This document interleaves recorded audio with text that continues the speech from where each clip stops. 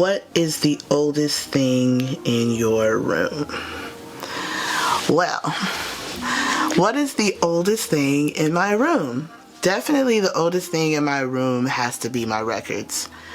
I have records. I have 78, so 78s go back to the 30s. You know what I mean? I have 78s from like the 30s. So that's definitely probably the oldest thing in my room. Yeah, I like to archive things. I have books too, lots of books. You know, I worked at a record store for a long time, so I've accumulated quite a lot of ancient things, and I like to have them in my room. I like to have them at my fingertips. Some of them I still haven't read, you know? Some of them I haven't even played. Next prompt. What instruments do you have in your room, in your home? What instruments do I have in my home? Well, I have quite a lot of instruments because that's what I primarily do. I'm a musician. So I have B-flat clarinets.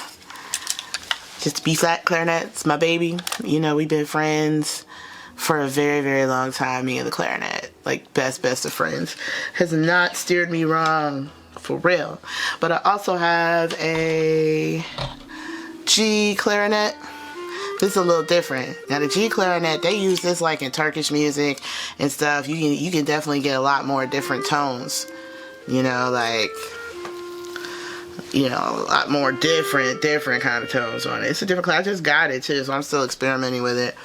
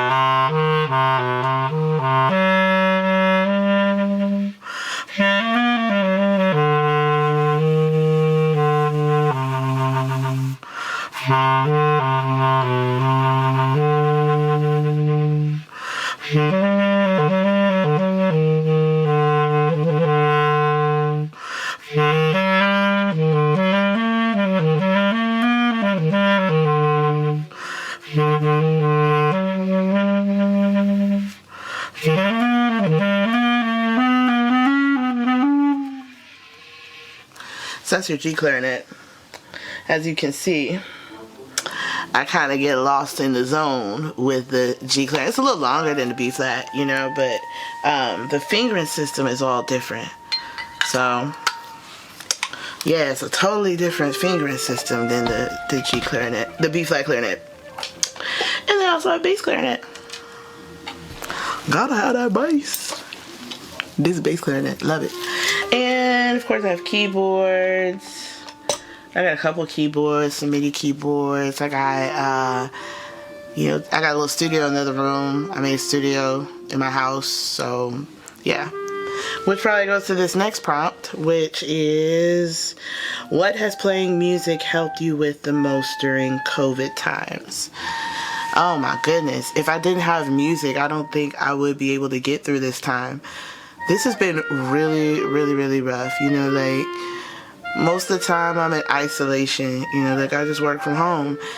But I'm not unhappy. I almost feel like I'm in some type of, you know, protective case. You know, everyone wants everything to go back to normal. And it's just like, no, things are not going to go back to normal. Like, you can't just like be out there and be like, okay, I'm just gonna live a regular life. Nowhere in the world is it fun anymore. No, the world is not fun. So I'd rather just like stay home and hone my craft, hone my skills in music. I listen to quite a lot of music. I listen to my records. I take good care of myself. You know, it's like self-care has become like so important to me. Like, instead of doing work, sometimes I'll be like, okay, no, we're not gonna work. We're actually gonna go to bed at a decent hour and, you know, fill my body up with like really good things and just have everything that I want at my fingertips, which, you know, I'm easy to please. I just like good music. I like, you know, good food. And being able to play and perform and create music is just what I like to do. And so if I do that all day during this incubation mode we're in, like COVID time, this ain't the time for partying and all that stuff. That's going to happen when all of this is over. That's going to be a big party. I'm going to party for a good 10 years when this is over for sure. But yeah, I don't know what I would do without music in this decade for sure. It's been crazy. Okay. What does bedroom music mean to you? Bedroom music means to me, like, my bedroom, like y'all, I was kind of nervous to do this because I'm like, this is like one of my most sacred places. This is where I go to sleep. This is where all my thoughts and everything, this is like my creative chamber. So the bedroom is just where I completely can be myself, you know. It's the breeding ground of all my ideas. So this is a very, very important space. You know, I like things a certain way. I have a regiment. I have like a schedule. I have like a lot of self-disciplines that I do in the bedroom. You know, bedroom is where I really work on myself. You know, really chisel myself, chisel my mind, think thoughts. I do a lot of self-talking, which is prayer. Self-talking is just prayer, so I pray all the time. So this is a very, very sacred space. Everything's in here, my music, my books, you know, myself. I call the bedroom a very sacred place.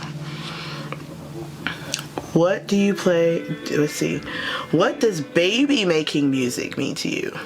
Well, baby making music is music that's to put you in the mood to love and make babies, and to really, you know, really just be in that love moment. Like, I love being in love. I fall in love all the time, you know, but it's like, you know, baby making music is great, you know, especially now with so much isolation and people just being isolated from each other. Like, the urge and the need to cuddle up and boo up is astronomically, like, at all-time levels, you know what I mean? So, you know, to me, baby making music is that music that is just full of love and full of sacredness, and just the idea that you can create another life based off of a sound is pretty phenomenal, you know, and there's so much music that does that. What do you miss the most about playing live shows? I definitely miss being on stage. I love being on stage. Like, the stage is like my bedroom, you know. It's that same type of space where I can really just be myself, and then it's so great to share that space and know that, like, me as a musician, like, I love to be in a space and know that I can affect the space around me, and being in a room full of people and us being joyful and us, you know, working through things musically. I miss that. Like, you just can't get that with online performances. You know, as human beings, it's important that we be together. You know, we have to. And those are some of the challenges that we're going to face in this era. We're going to have to really be intentional about being human. How do you think we can incorporate that into the virtual space? I don't think we can incorporate it into the virtual space. I think the virtual space is a new thing, and I think we need to stop trying to incorporate the live feeling that we had, you know, pre-COVID. No, this is a different type of live feeling. This is not going to be the same as that, and I don't think I would want to incorporate that live feeling into a square robotic. No, I don't want. You can't do it. So with that in mind, we have to start thinking of how we do music completely different. You know, for me personally, it meant like I had to like level up on my visual skills. Like, it's no longer like, as a musician or a creative, you're gonna have to know how to work video equipment, how to edit. These are the times to work on that, because this is a new form of creative expression that we're in. I don't think putting that live element, it's never gonna work. You know. What is your favorite snack to have at home? My favorite snack? Oh my goodness. I love I love roasted seaweed. See, it's like such a good snack. I know it sounds like crazy, like, you know, in fact, I had a friend who was eating it like years ago, and I judged her. I completely judged her. I was like, you are doing the most eating sesame seaweed. Like, why are you eating that? It looks so dry and bleh. But, you know, I recently bought some and I was like, oh my gosh, this stuff is so delicious. So, you know, that's a really good snack for me. I love almonds and I love cheese sticks, and, you know, I make a smoothie every day. I love my smoothie. I gotta have my blueberry smoothie like every day. You know, I eat a lot of vegetables. You know, like, I had COVID, so after COVID, I was like, the only thing that can really go in my body now at this point is veggies and water, and, you know, especially with being so isolated now, you know, especially because, like, I'm like a super active person. Like, I was always out and about, always out in the sunshine, always outside, to being a year in quarantine where going outside, you know, could get you sick. So you don't go outside as much. So with that, you have to change. Like, see, the thing is, we have to learn how to change and shift in this, because trying to do the old way in this, it is not gonna work. Show us a few of your favorite books. Let me show you a few of my favorite books. What did I do with them?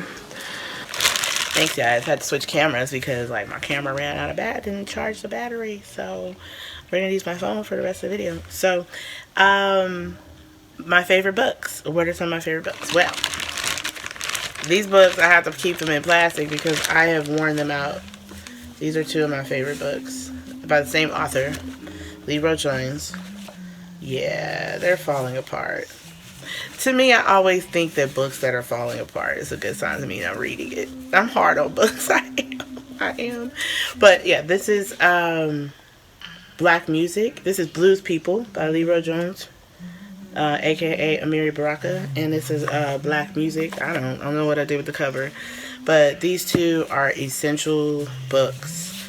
I love these, you know, because he's documenting, you know, a special time in history, especially in regards to jazz, in black music. And then in Blues People, he goes he does all this extensive research and talking about, you know, the music made in America by black people, and what is it, and how did it come about, and it's just like essentials for me as a musician. So I wear them out, keep them by my bed. These are definitely two of my favorite books. Okay, so last question. What are some of the best ideas I've had lying in bed? Well, I'll put it this way. Y'all remember, I don't know if y'all remember this game, but it's like a game with fortune cookies. You take fortune cookies, and whatever the fortune is, at the end of it, you always say, in bed. That's basically, I think, all of my ideas start in bed. You know, it starts with me lying down. Everything starts in, like, and you're in your most relaxed state in bed, and I think that's where you dream. That's where you go into another realm. It's such a holy space. So I think the bedroom is the breeding ground of all my ideas, from making albums, from, you know, thinking in my head about what I'd like to do and what I'd like to achieve and what I'd like to accomplish. You know, one of the best ideas I had lying in bed was to leave a job that I didn't like and pursue something that I love, which was music, and it worked. So I continually, you know, I have rituals, y'all. You know, I have nightly rituals and I have morning rituals, and it all starts here, and it's all self-discipline, and it's all a benefit in my life. So thank you all for listening to me, and thank you all for coming to my bedroom suite. I sing a lot in here. I think a lot in here. This is my sacred space. So I thank you for coming to my space. Remember always, space is the place. Thank you, Sunra. Peace and love. Bye. Alone, you and I intertwine. Refreshing conversation for the mind. As we stare, we both seek and hope to find real love, purified. Use your heart and not your eyes. Baby, just relax and ride. If you got time, then I got time. Yeah. Free, free, free, free, free, free. Free your thoughts and watch them fly. Use your heart and not your eyes.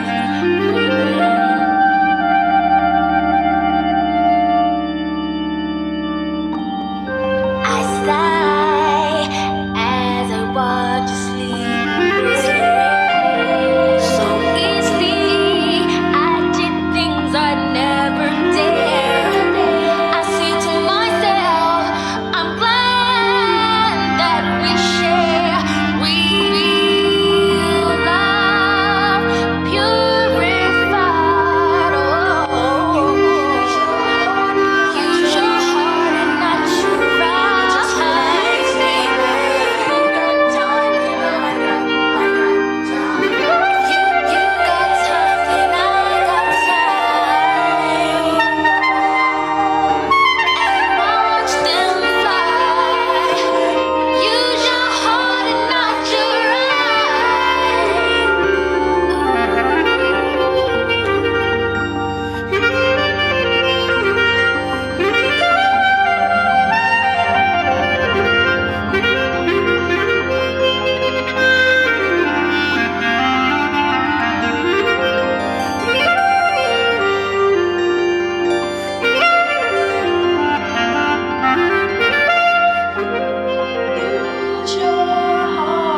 My goodness, how it seems like yesterday. She crushed you, hurt you in the strongest way.